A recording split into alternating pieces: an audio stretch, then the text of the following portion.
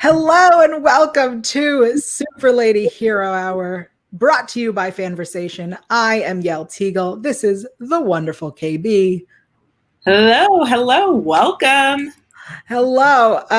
I'm so excited to start this show off, to start our very first Super Lady Hero Hour, because we both love superheroes. I'm not limited to DC or Marvel. We love everything. We watch pretty much all the super shows on TV. So we decided that we should just talk about it. We love content.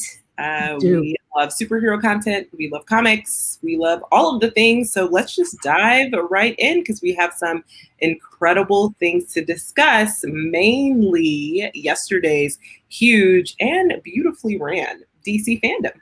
Yeah, DC FanDome was incredible, and we'll talk a little bit more about our love of how it worked. But a lot of great stuff came out of it, including, I forgot, I have this, DC FanDome.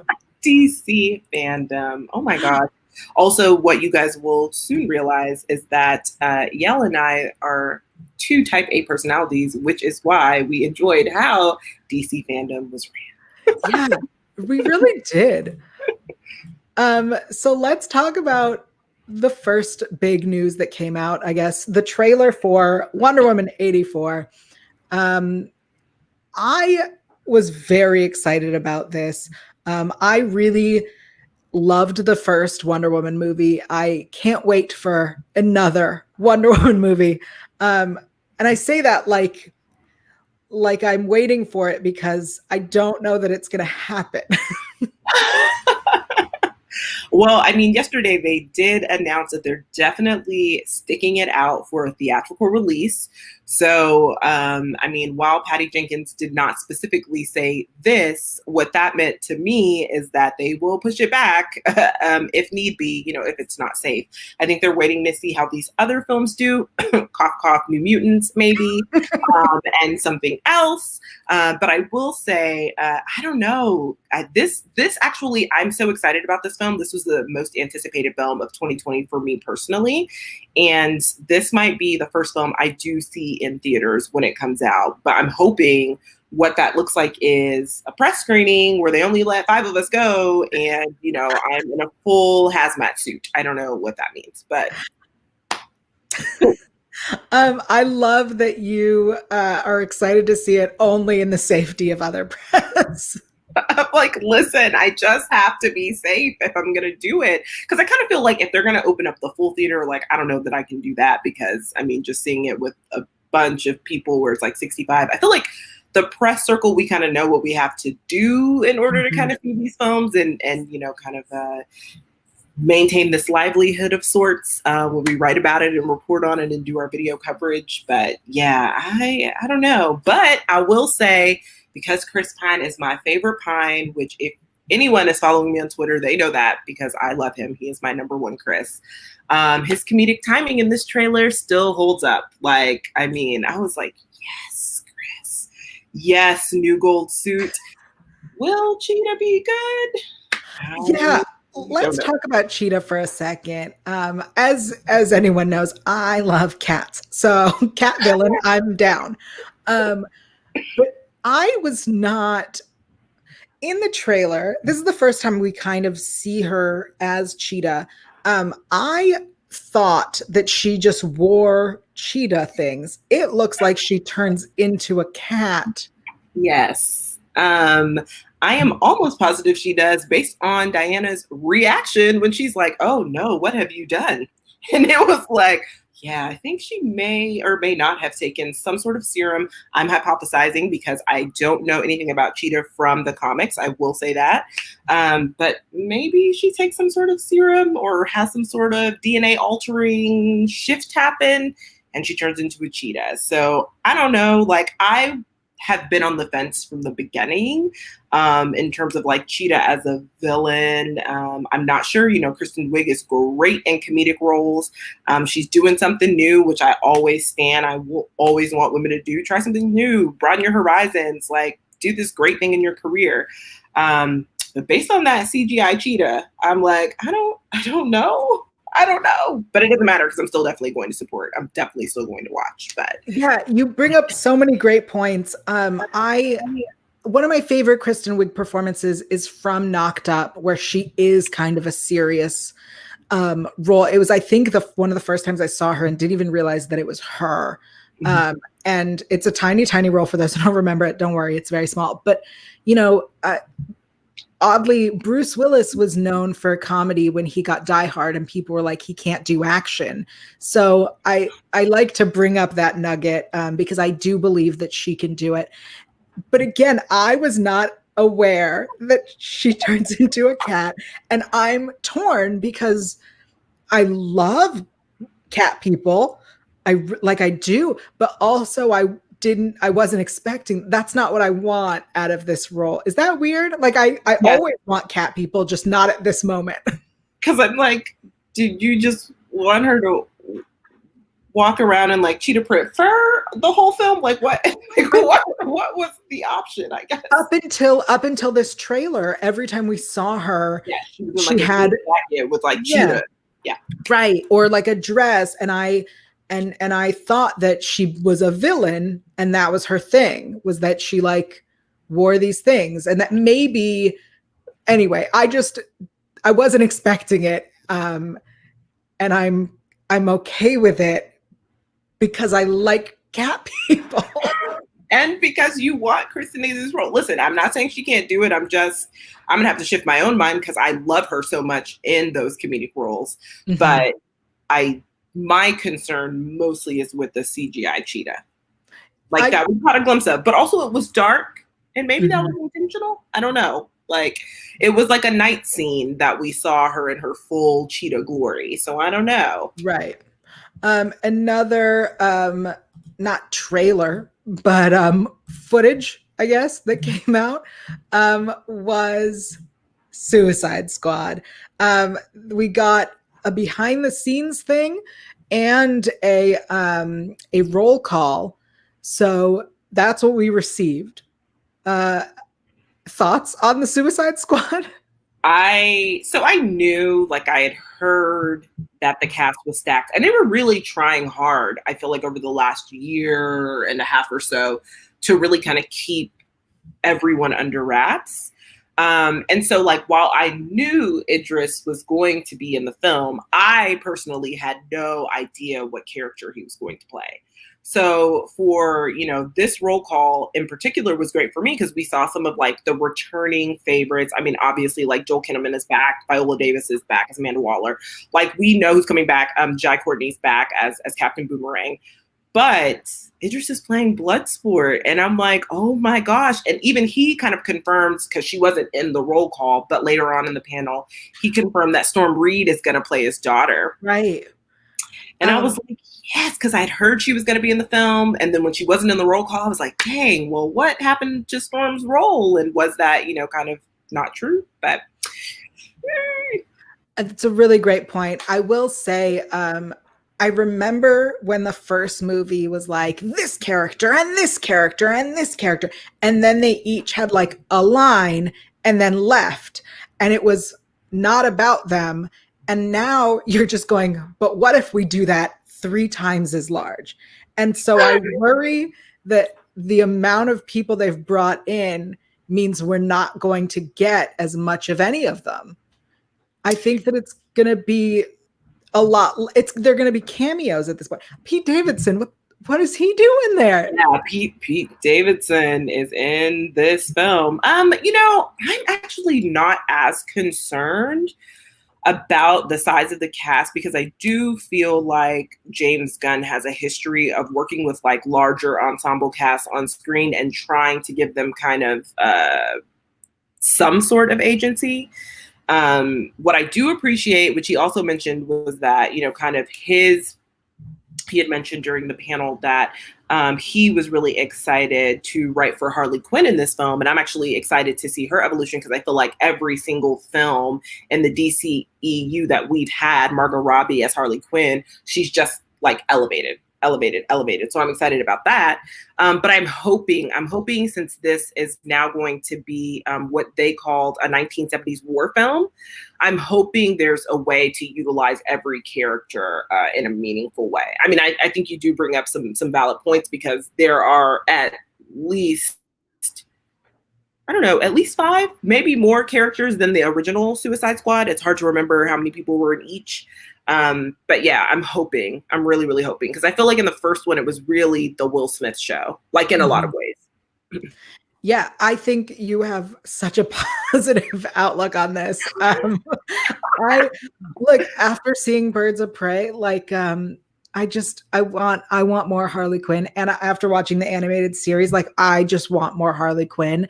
And you've literally stacked it with dudes. So I don't believe I'm going to get all the Harley Quinn that I currently am craving. But I do hope that it's successful and everyone gets their own movie after that. And then we break off, and, I hope that it leads to more. That's what I hope. I mean, I'm not going to lie. I definitely feel like at this point, Warner Brothers and DC kind of know what they have with Harley Quinn. So I doubt this will be her last kind of feature in a theatrical, release. So I think we'll definitely still get more of her. But I don't know. We'll see. We'll see in this film. I mean, Birds of Prey was fantabulous. So let's see. Next up, we got to talk about the Batman. Okay. Kay-B, I know you're really excited about this. And you're not. I mean, the change in the tone in your voice is so evident right now. You're like, oh, the Batman. Look, there it is. I'm excited. Okay. Go on. Why? Tell me why. Listen, so I admittedly was one of those people when they announced they were doing another Batman film. I was like, do we need another one? Honestly, because we have so many, and we have so many Batman. And honestly, we just got Ben Affleck, and then we no longer have Ben Affleck, except this week we do have Ben Affleck again. Right. I mean, like, what is happening with Ben Affleck's Batman? Nobody knows. Anyway, when they said Matt Reeves was doing one, I was like, y'all, I actually truly don't really need another Batman. And I may be in the minority in this, but I actually really liked Christian Bale as Batman. And so I was like, great, I don't need another one, to be honest. And cool. Then comes the trailer. And I was like, oh, wow, someone had a change of heart, which I love being a human being, because I can change my mind at any time. Yeah, I saw the trailer and I was wildly impressed, considering the fact that Matt Reeves said they've only shot 25% of this movie. I was like, there's a lot of content here for this trailer. And also, I'm kind of digging Robert Pattinson's transformation. Like, I didn't want another Batman. I would not have picked Robert Pattinson as my first choice. Also, I should say that. Or I did not pick him as my first choice when they announced this movie. Mm-hmm.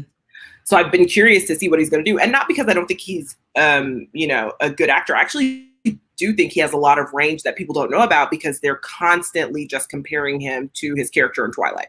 Yeah. So I'm like, okay. But he has done a lot of indie films that are actually pretty good. So it's like, okay, cool, Robert Pattinson, but probably not my first choice, but here we are. But then I saw him transform and I was like, oh, an actor. So then I was like truly excited about this film. But you are like, I will say this. I feel like every time a new Batman is announced, I have the same, like, okay, feeling. That said, when Ben Affleck, because I know that he's a fan, like, I know how much he loves it. I was so stoked for him, the same way that, like, to take this in a completely different direction, when Peter Capaldi was announced to be the Doctor on Doctor Who, he's such a fan that he's going to, like, protect the character. Ryan Reynolds in Deadpool, he, like, yes, is so protective of his character. So I was really excited for Ben Affleck, and then yeah, so like, it's like he didn't speak up. He just was excited to be in the suit. So now we have this. Which also, I should point out that actually Rob is also a huge fan of Batman as well. And so is Matt Reeves. So I was thinking, like hearing Matt Reeves talk during the panel yesterday was like, okay, I understand his vision a bit clearer. Everything that he's trying to do with this version of Selina Kyle, who is not Catwoman in this film, which he did confirm she's not yet Catwoman.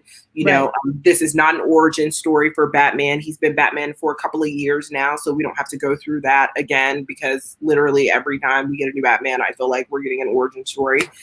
Wait, so how did he become Batman again? Go on. Oh my gosh. Like, guys, we understand how he became Batman. Like, let's move on. But I appreciate just like Matt's fandom and him talking about Rob's fandom. And Matt also really talking about how he wants this film to be a detective film and about corruption and about like other layers and things that we may not have seen in previous Batman iterations. So I'm like, listen, I'm excited. Now, I think I read somewhere that Rob's Batman is going to be in a different universe, seeing as that we still have Ben Affleck's Batman, which was announced this week, that is going to be in the Flash film. Right. In addition to Michael Keaton's Batman. So we're going to be seeing lots of Batman. I just feel like over and over and over again, we're going to have so many Batman. Is this, I'm going to ask this might be a silly question, but is this the Batman in the Joker's universe? I don't know. So Matt Reeves did not say. That's a fair. I have no idea. Because again, since that Joker film was a standalone situation, which the multiverse is already just wildly complicated. And mind-blowing. Here we are. So yeah, I don't know. That's actually a really good question. I hope we find out. I mean, I hope once they start, like once filming complete, we start doing press, that you get to ask that question, because I honestly don't know. And this could just be an outside universe. I mean, who knows at this point? Since we talked about jump, but wait, we didn't talk about what everyone is talking about, the Penguin, and how no one believes that it's Colin Farrell. Oh my gosh.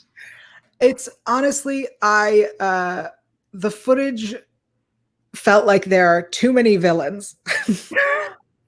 I don't mean to be a negative Nancy, but I was like, okay, Riddler. Okay, Selina Kyle is not yet Catwoman. Right. Okay, Penguin. Like, okay, people with clown faces. Like, it's a lot. It's a lot of villains. But I will say, if you are doing a film about corruption, sure, then you would have more than one. You'd have all of them. There are going to be layers to your ring. There's going to be like layers to your crime ring. That's true. So I don't know. I guess we'll have to see. All right. I want to jump ahead, since we brought it up, to the new Flash movie. There we are. Yeah, I'm just going to say that this looks exactly like the TV logo. Yeah, I actually wasn't sure if it was the TV logo or the movie one. But I know that they had some announcements that they're doing this movie. Allegedly. I'll say this. I loved Ezra Miller's appearance on the Flash TV show in the crossover. It worked. It was one of the few actual surprises, because a lot of stuff was announced. Yes. So it was a fun surprise. It worked really well. It definitely explained things, which was fun, because I love when TV and movies connect. And I love that they chose to do it this way. So I did enjoy seeing that. I did like his character and the way that he's choosing to play him. So I guess I could sit through a couple hours. I like the Flash as a character. Definitely one of my favorite superheroes, period. Mostly because of how earnest he is. So like, I'm a huge fan of the TV show, because I think Grant Gustin knocks it out of the park in terms of his portrayal of Barry Allen. I loved seeing Ezra on the show. I thought that was nice. I was like, finally, can we do this? But I kind of want more of it. Like, I would prefer that we have more TV DCEU crossovers because I just think it's helpful. Like, to your point, it explains things. Like, to your point, it just allows everyone to thrive in their environments. Like, that is something that I enjoy. This film, though, has been going through it. And so I'm not necessarily as excited as I once was when it was first announced, just because we've gone through so many writers, directors. I mean, it's just always changing hands. Yes. But I guess now that it's announced that Ben Affleck and Michael Keaton are coming back, that it is happening. But like, is there a script? Like, I don't know. I heard that they've said that it'll be a lot of time travel-y stuff. I love time travel. That's one of my favorite genres. So that's very exciting. But I'm surprised that this movie is allegedly happening. That's all. Yeah. I mean, honestly, I'm at the point where I'm like, I will be excited when I see a trailer. Like, then I'm like, oh, guys, it's happening. Because I still also don't know which this is going to lead us right into Justice League, but I don't know if Kiersey Clemons is still going to be Iris West in this film, because there was a lot of back and forth about that. But leading right into Justice League, she was in that trailer. So it's like, what are we doing? Yeah, let's jump into that. Wait, I have it. There it is. So let's say some things. I do not condone fan bullying, essentially. I do not condone that. I will say the footage that was released was surprising. I am shocked at how much footage actually exists. I was expecting a lot more of stuff I've already seen. So that was a fun surprise. But I'll say this, and I said it on Twitter and I got a lot of hate, but I'm saying it again. I'm not saying it's bad. I'm saying don't get your hopes up. We talked about earlier that the X-Men are my absolute favorite superheroes, and I was so stoked for a Dark Phoenix movie, and then was heartbroken because it was terrible. And I even enjoyed Apocalypse. Like, I love them so much that they enjoyed Apocalypse. I love them so much that they can do no wrong. And even I saw that Dark Phoenix was not good. So my concern for this fandom is don't get your hopes up. Because what if it's bad? I agree with you that there was a lot more. Two things. I'm going to say two things. One, this is a wildly different film. Like, watching that trailer, I was like, this is dramatically different from the Justice League that I saw in theaters. So that's interesting. Two, to your point, I kind of was like, is this old footage, or is this a part of the reshoots that cost $75 million allegedly? So that's my next question. Like, I was kind of like, did he already have this, or is this legitimately new? Because, you know, I know that they are going to do some reshoots anyway. And that was part of the reason why he needed this, this large budget to make this 4-part, 1 hour each kind of saga. Yeah. I'm also going to add, that I'm a big fan of watching a Zack Snyder film because it's always beautiful. What he makes is visually stunning. Story-wise, not always. It's just really beautiful to look at. So this, if anything, is just still going to be really aesthetically pleasing. Yeah, it's going to be gorgeous. But I actually thought from the trailer that I was super intrigued to watch it. Like, I watched the trailer and I was like, oh, mostly because it's so different. Like, I mean, to the point where I was like, I don't honestly think that, like, whatever meeting Joss and Zach had before Zach ultimately turned it over, I don't think they were on the same page, because these two movies are wildly different. Like, I mean, like, I was like, oh, okay. Yeah, so, it almost feels like a sequel. Yes, and even to the point where Zach, I mean, because his panel actually was very in depth, I felt like, even to the point where he was saying that Cyborg's character will be fleshed out a bit more and rounded out. We're going to see more of the Flash and his abilities in ways that we've never seen previously on screen. So I'm like, oh, this feels like a dramatically different film. So I am intrigued. Yeah. I was not looking forward to, I didn't care until I saw this footage and went, this is a new movie. Yeah. I care to see this new movie. Yeah. I just, as a fan who's been hurt before, I just want to say, be careful. Be careful with your heart. That's all. Just watch with no expectations. It's kind of like, I mean, that's how I feel about the Flash movie. I don't expect it to happen. I mean, at this point. So if I don't have an expectation and then I'm surprised with a film, then I can't be disappointed. It's like, oh, surprise, there is a film. I'm like, oh, great, I'll watch it, So yeah, absolutely. All right, let's go back a bit to some things that we skipped because we got too excited. I want to make sure we talk about Black Adam. Here's what I want to talk about it. They released pictures.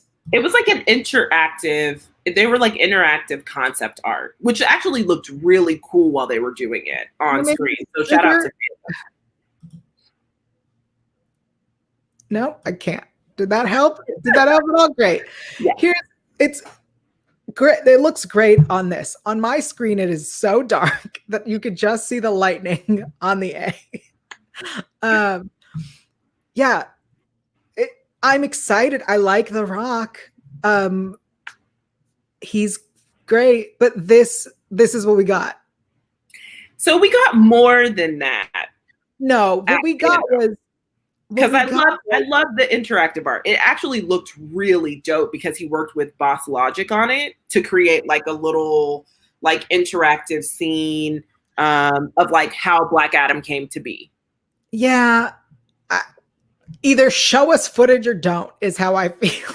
Well, they haven't started shooting. I know. There's no footage. But the concept art to me was like a good, I feel like we'll see that concept art come back when they do start shooting. I guess that's like the best. The concept art was absolutely beautiful. And I was like, oh, let's just make this an animated movie. Let's just do this. Now you're like, we just only need your voice. Like, just have your voice. We can do this as an animated thriller, which I wouldn't be mad at. I mean, to be honest. Yeah, I don't care what version. I'm impatient is what the issue is. Just give me whatever. Just give it. I don't care which way. Just do it. I will say I did not know prior to yesterday that Noah Centineo, which I hope I pronounced his last name correctly, from my perfect movie, To All the Boys I've Loved Before, which is a perfect movie to me. We will not argue about it. This is not the show to argue about it. Yes, I did not know that he was going to be playing Atom Smasher in this film. So I'm like, yes. And, The Rock, which leads me to believe that like maybe they haven't hired the rest of these people, also said that we're going to see Cyclone, Dr. Fate, and Hawkman as the Justice Society of America in this film. So I'm excited. Speaking of the JSA, I really hope that we can cross that over with Stargirl. I don't think we will. No, we probably will not. It's weird how they don't communicate with each other. Like the film, the TV side, they're never like, "Hey, we should do this." I'm like, yeah. We also got to talk about, speaking of things I have nothing to show for, Shazam 2: Fury of the Gods. That was the oddest panel because 98% of it was them saying they could not reveal anything. So, right. Bring us concept art. I would have taken the concept art. I mean, honestly, I was about to like log off until Sinbad popped on the screen, and I was like, "Oh, yay! Like, yay!" Yeah, I honestly think that is the greatest decision. But speaking of great decisions, we also are finding out that we're getting a Static Shock movie. I didn't hear. I saw Twitter discussing. Has it been confirmed, animated or live action? Oh, I think it's confirmed live. I think live action, but Okay. Don't quote me. Don't hold on to it. I actually missed that panel, and I'm obviously disappointed because wow. But finally, Static Shock, which I would have loved to see. Pop on over to Black Lightning, which is not saying it still will not happen because again, like we just mentioned, the TV and film sides rarely cross over.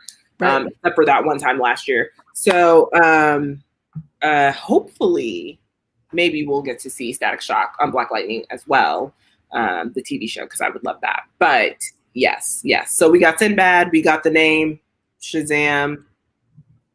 2 Fury of the Gods. Fury of the Gods. Yeah, I wrote it down. And a Static Shock release. Yes. But also we got some TV scoops. Speaking of The Flash season 7, they revealed like a real nice trailer full of info and plot, and I'm very excited. It was so much, right? It was a lot. It was a surprising amount. And Eric said, it's all from one episode and there are tons of spoilers. And I was like, I need to rewatch it 12 times then because yes. He said it's legitimately just from one episode, the very last episode that they shot, which they still didn't even complete because they have one more day left when COVID hit and they had to shut down production. So that entire trailer is from one episode. I was like, wow. Oh, so they're going to just wrap it all up real quick. I think he said that the first, they're going to still do like the final 3 from last season as the first 3 of the season and then go ahead and dive into it, which honestly, I wish the seasons were shorter. I mean, like, that's just my jam. I wish they would be like 15 to 12 episodes and we just get a bunch of good stuff. But I say this a lot. I think that one of the things that Once Upon a Time did well was they did half season arcs, and it was 13 or 12 episodes, and you got 2 storylines that season, and there was no time to just waste. Yes. And I think that's one of the few things they did right at the end. But also we have some Titans news about season 3. I'm just going to read this. Neither of us are big Titan viewers. I actually am very excited to watch it, but haven't yet. But in season 3, circumstances draw heroes to Gotham City, where they will reunite with old friends and face new threats. That means Red Hood, played by Curran Walters, Jason Todd now dons a new identity in his obsession to take down his old team. We are also getting Barbara Gordon, who has not yet been cast. Former Batgirl Barbara Gordon is now commissioner of the Gotham City Police Department. Although she has a past relationship with Dick Grayson, she is weary of the Titans now being in Gotham. And Dr. Jonathan Crane, also to be cast. Known to most as the Scarecrow, Crane is the most current inmate of Arkham Asylum and offers his services as a profiler and consultant for the Gotham City Police Department. That is the press release that came out. I wish I hadn't spoiled season 3 for myself, but I will get there and still be excited. Yeah, I know. We actually have time, kind of now, specifically because who knows when we're going to get these new shows for real on our TVs. So have all the time in the world to watch Titans because I am excited to watch it. I have not had the chance previously, so now's the time. But it's on HBO Max, and I'm like, ooh, and cast Barbara Gordon. Like, I'm super curious who's gonna be. Like, come on. I wonder if they technically already know who they have. They just haven't announced it yet. I'm hoping they do. I will say this: we have a little bit of scheduling news in terms of what's coming back to TV when-ish coming up in just a bit. But before we do, I want to wrap up this DC FanDome discussion. I think it's very important that we rate things on this show, and our rating system is the most important. Our rating is from poop to kittens. Where you place things is up to you. As an event in itself, for FanDome, where do you rate it between Poop and Kittens?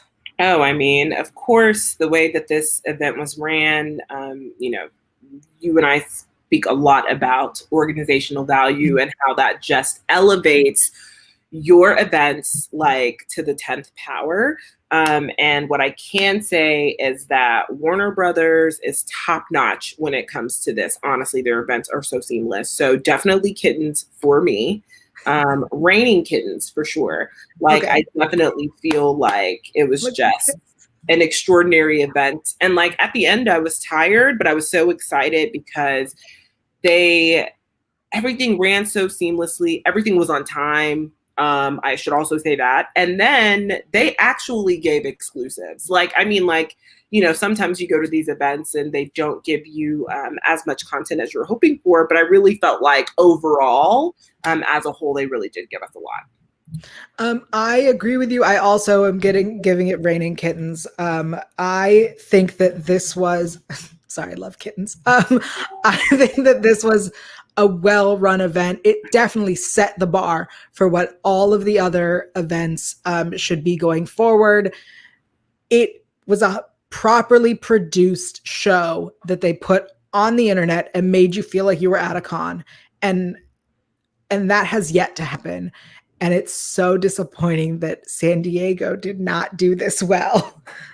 So kudos to the Warner Brothers team for something so amazing. Yeah, it was phenomenal. I definitely feel like if we're going to do virtual events, this has kind of become the gold standard, or maybe the gold bar even. I don't know. But for sure. It was a great event. I'm looking forward to September 12th. Absolutely. Let's talk about other stuff that's going on TV, because that's what we're going to focus on mostly here is television. Because there's a lot of superhero shows and we happen to watch almost all of them. So we have a few recommendations. It's funny that we were talking about how we love when TV and movies are communicating. And one of the shows that I would say is one of the only shows that did that was ABC's Marvel's Agents of S.H.I.E.L.D. The series just concluded. The entire thing is done. And they, were literally affected by the original Marvel movies, and that affected the direction of the show, which took us in weird, great places. And then at the end, Marvel changed the universe and they were like, we're stepping out. And they disconnected in a way that made sense for the show. So my recommendation at the top is Agents of S.H.I.E.L.D. Okay, well, I am definitely going to watch now that it's over. So I have heard so many fantastic things about it, but it's actually exceptionally challenging to watch TV in prime time and keep up with all the shows. So Agents of S.H.I.E.L.D. came on at a time that conflicted with like another show I was covering. So now that it's over, I'm actually thoroughly excited to binge watch it. I can add it to my, social distancing list of full seasons that I can like finally just be like, from start to finish, and then give like a full recommendation. So thank you. Another show that just completed its first season is Stargirl, which was on DC Universe and CW. It was renewed for a second season. The second season will be on just CW. We both checked out this show. I thought it was so fun. It's an oddly fun show. It really leans into being superhero-y and comic booky. And I think that's what really made it so enjoyable. And I would love if the JSA crosses over a little. So I will say I enjoyed Stargirl, I think, more than I thought I was going to. I will say somehow Stargirl is my least favorite character on the show. I'm like, girl, didn't we learn last time? Which was literally a few hours ago, which was maybe 3 minutes ago. Like, did we not just learn this exact same lesson? So I understand that she's a teenager, but like, girl, please just learn, and like, let's move forward.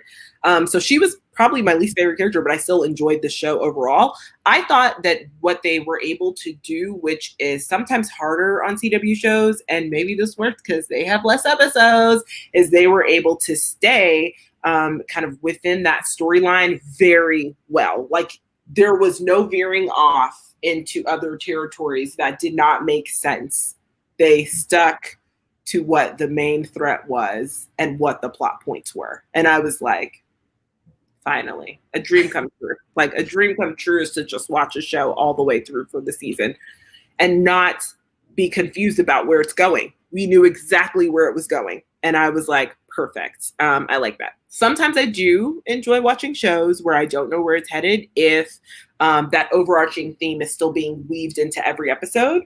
But I feel like it's very hard in genre shows, specifically in the superhero space, to do that if you have too many episodes, because then you start just adding a bunch of filler things that don't really matter or contradict seasons past.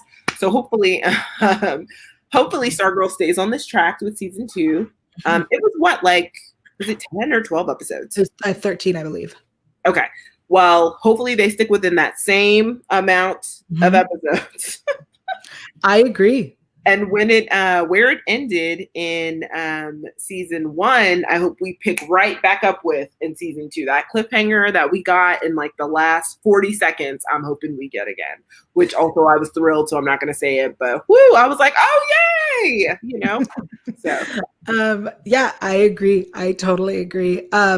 If you are not specifically a DC Marvel person and want something else, there's also the Umbrella Academy season 2 just dropped on Netflix. I highly recommend watching this show. It's fun. It's bananas. There's time travel if you like that. Like I said, big fan.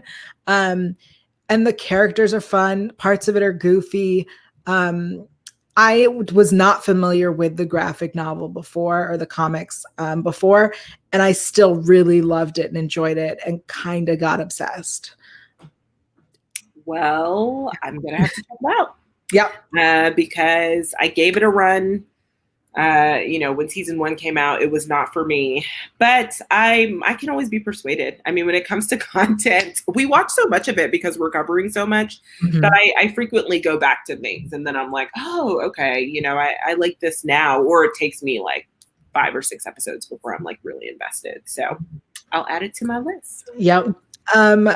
Just a couple more. I feel like these are a little more stretches or reaches for whether they are superhero-y, but I'm throwing them in anyway because we're currently in a time where there's not a lot of new content coming out, so we might as well give you stuff to watch. In the meantime, Warrior Nun and The Old Guard on Netflix are both based on comic books or graphic novels. I have said this multiple times. The title Warrior Nun is never going to get me to watch something.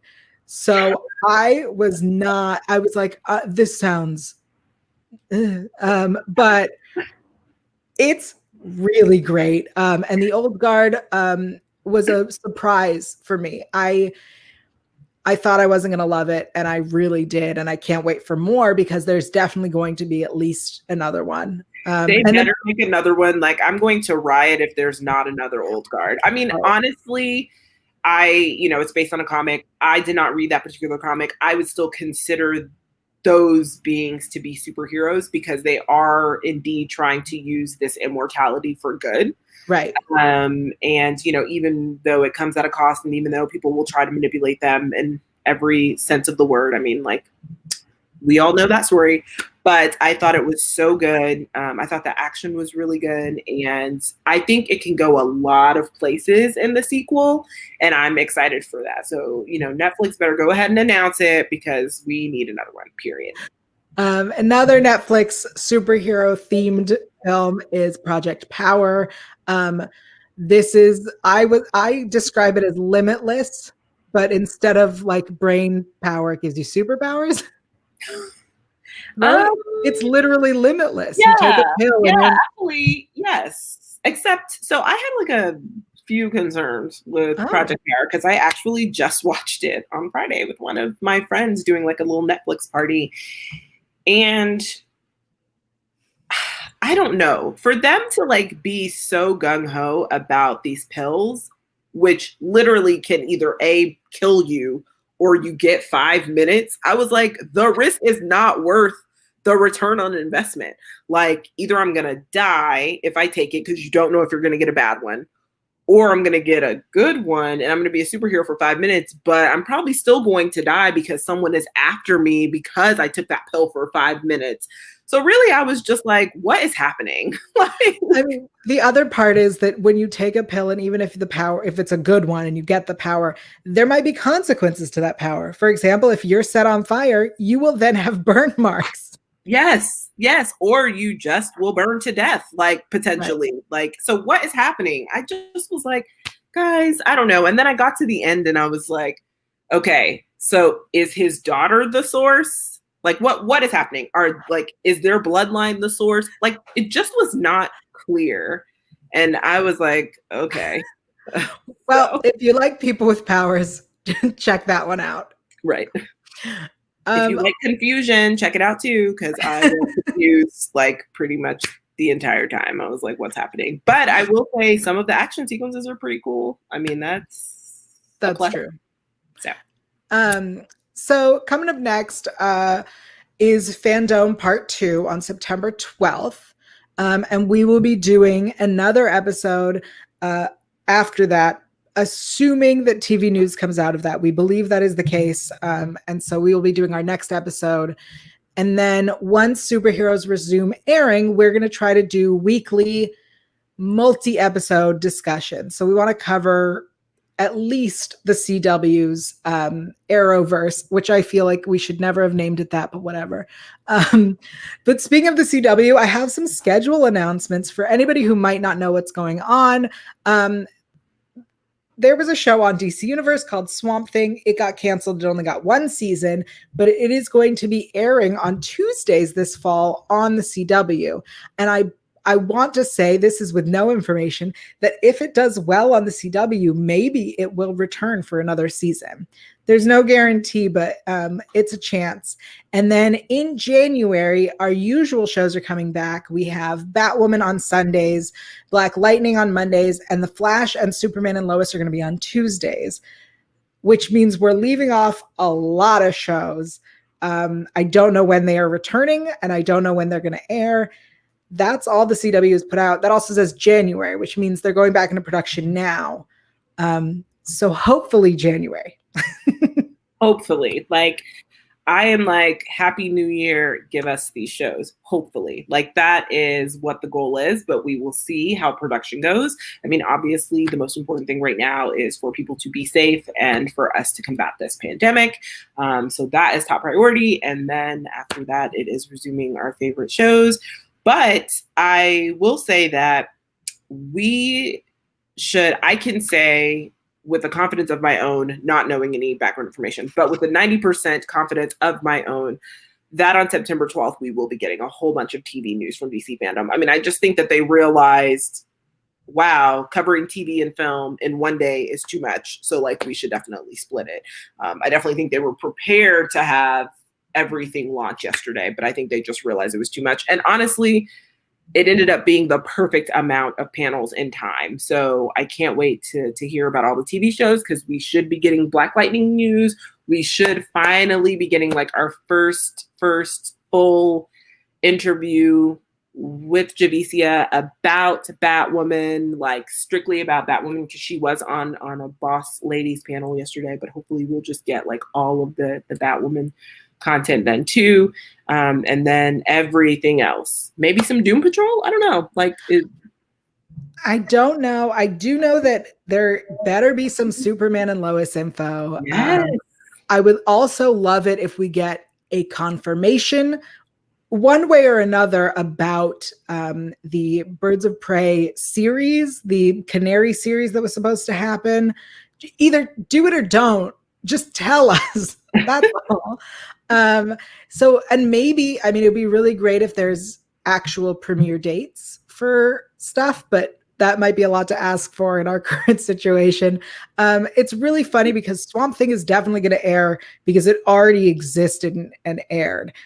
There's no guarantee that we're going to get any of the other shows when we're supposed to. Right.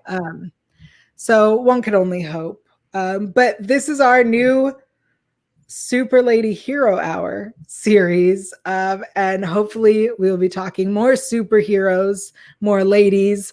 And we're going to do this again. We're going to have some fun with it. Don't forget to subscribe to Fanversation so you don't miss an episode. But also, Kay-B, where can everyone keep up with you on social and whatever other projects you're working on?